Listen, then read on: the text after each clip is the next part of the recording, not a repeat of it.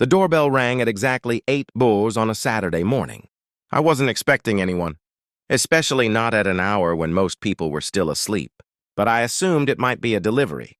Instead, standing on my porch was a middle-aged woman with blonde, highlighted hair styled in that unmistakable.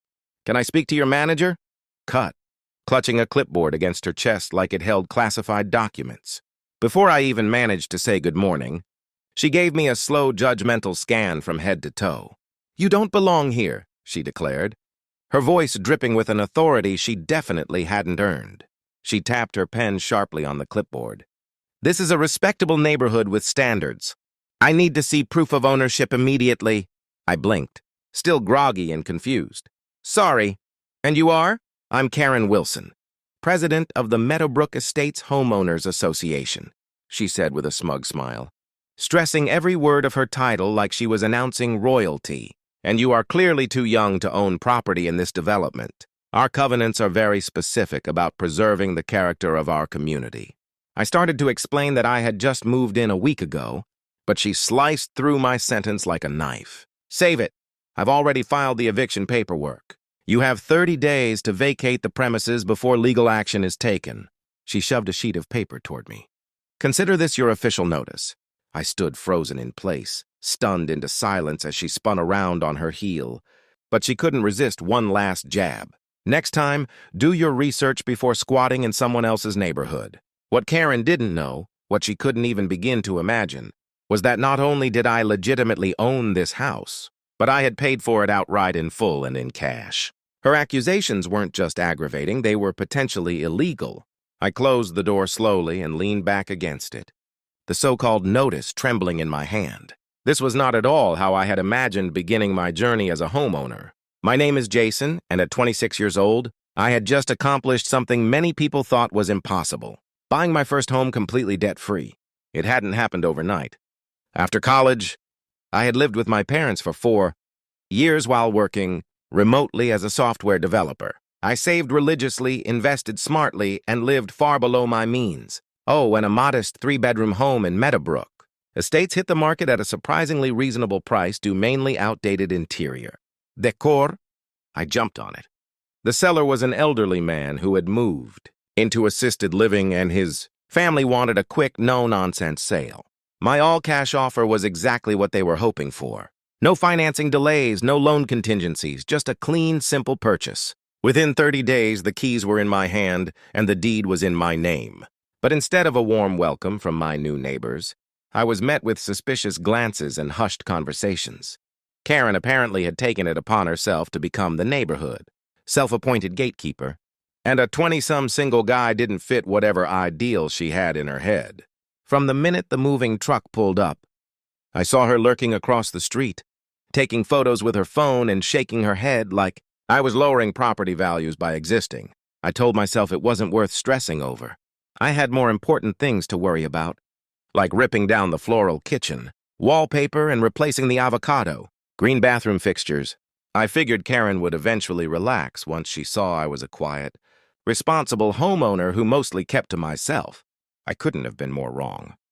3 days after I moved in, the passive-aggressive campaign began. First came the notes printed on official-looking HOA letterhead complaining that my garbage cans were visible from the street. They weren't. Then she claimed my lawn needed immediate attention even though I had mowed it the day before. Next came the slow drive-bys. Karen would creep past my house in her white SUV, slowing to a crawl while snapping pictures of violations only she could see. "Your holiday decorations must be approved by the committee." One note read I hadn't put up any decorations. "Parking on the street overnight is prohibited," warned another. My car was in my garage.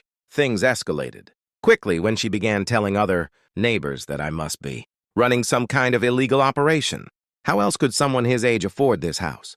I overheard her saying to an older couple walking their dog past my driveway, "He's probably dealing drugs or running a gambling ring. I've called the authorities to investigate." 2 weeks after her initial visit, a manila envelope appeared in my mailbox. Inside was an alleged official notice of non-compliance claiming I violated HOA bylaws regarding minimum age requirements for homeowners. According to this absurd document, Meadowbrook Estates was a 55-plus community, and I had 30 days to move out or face legal action. This was outrageous. I had thoroughly reviewed the HOA documents before buying, and there was no age restriction at all. Meadowbrook was a regular suburban neighborhood, not a retirement village. I immediately called my real estate attorney, who confirmed exactly what I already suspected. "Karen is making this up," he said firmly. "Document everything. If she's filing false claims, that's harassment and possibly fraud." That evening, I installed security cameras around the property. If Karen wanted a war, I was more than ready for it. The breaking point came 3 days later, when Karen marched up to my door with 2 other HOA board members, trailing behind her. I recognized one of them as the neighbor who lived 2 doors down, who at least had the sense to look embarrassed. "We're here for a compliance inspection," Karen declared, attempting to shove her way past me into the foyer. I stepped forward, blocking the doorway. "You need to make an appointment and provide proper authorization for that," I said firmly. Karen's face turned a blotchy shade of red. "As HOA president, I have every right. You have the right to enforce real bylaws through the correct channels," I cut in, keeping my voice controlled. "What you don't have is the right to enter my private property without permission or invent rules that don't exist." I pulled out my phone and opened a PDF. "I have the complete HOA covenant right here. Please point out where it says there's an age restriction for homeowners." The neighbor from 2 doors down suddenly frowned and looked at Karen. "I've lived here 15 years. Karen, there's no age restriction." Karen's nostrils flared. "New amendment passed last month. Amendments require a 2-3 majority vote from all homeowners," I replied. "I never received any ballot or notice of such a vote." I turned to the other board members. "Did either of you?" Their uneasy silence told me everything. "Now," I said, opening the door wider in a clear dismissal, "I'd like all of you off my property. Any future communication needs to be in writing and based on actual HOA regulations." I held up my phone, and for the record, this entire interaction has been recorded audio and video. Karen's expression twisted with fury, but she backed away, practically dragging the bewildered board members down my walkway. As they left, I heard her mutter venomously, "This isn't over." She was right, but not in the way she thought. The next morning, an official-looking county eviction notice was taped to my door. My pulse spiked as I ripped it down, but after examining it closely, I called the county clerk. The document was completely fake, filed under Karen's name with forged credentials, claiming she had legal authority to perform evictions. The clerk sounded alarmed and immediately transferred me to the prosecutor's office. This wasn't just neighbor drama anymore. Karen had crossed fully into criminal territory, and I had no intention of letting it go. I gathered every piece of evidence I had: the fake HOA violations, security footage of Karen trespassing, the falsified eviction notice, and emails from neighbors who had been targeted by her before. The prosecutor was especially interested in the forged county paperwork. Impersonating a public official and filing fraudulent legal documents are serious crimes. She told me, "We take this very seriously." Within days, a full investigation was underway. What they discovered was more shocking than I expected. Karen had been treating the HOA like her personal kingdom for years, creating fake rules, issuing unauthorized fines, and diverting HOA funds into her own accounts. She rarely held board meetings, fabricated minutes, and bullied several homeowners into compliance with threats, similar to the one she'd used on me. Police obtained a warrant to search Karen's home office. Inside, they found folders on nearly every resident containing personal information she had no right to have, as well as templates for fake legal documents. Her computer revealed forged signatures from other board members and doctored financial reports meant to hide her embezzlement. 2 weeks after I contacted the county, I was working from home when noise erupted outside. I looked out the window to see 2 police officers escorting Karen out of the HOA office in handcuffs. Her face was twisted in outrage as neighbors emerged from their homes, eager spectators to her downfall. "This is ridiculous!" she shouted as the officers led her away. I was protecting our neighborhood from outsiders and freeloaders. "Just wait. Property values will crash if we let anyone move in." No one stepped forward to support her. Instead, silence filled the street, followed by applause from several porches, as she was placed in the back of the patrol car.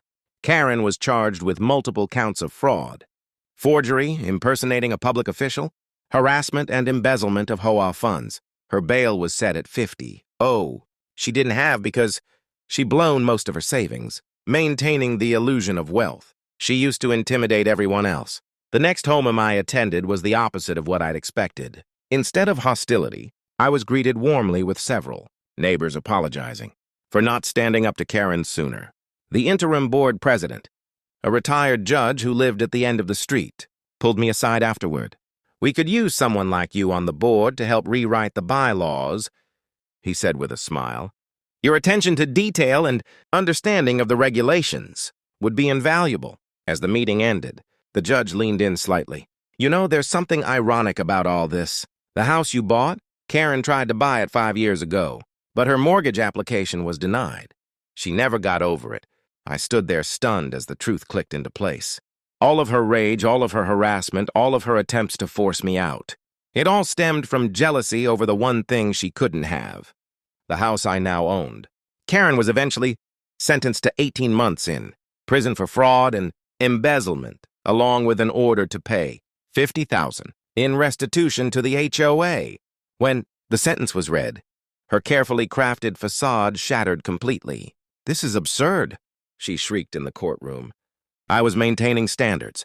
This community will fall apart without me." The judge simply added a contempt of court charge as officers led her away, still insisting she was the real victim.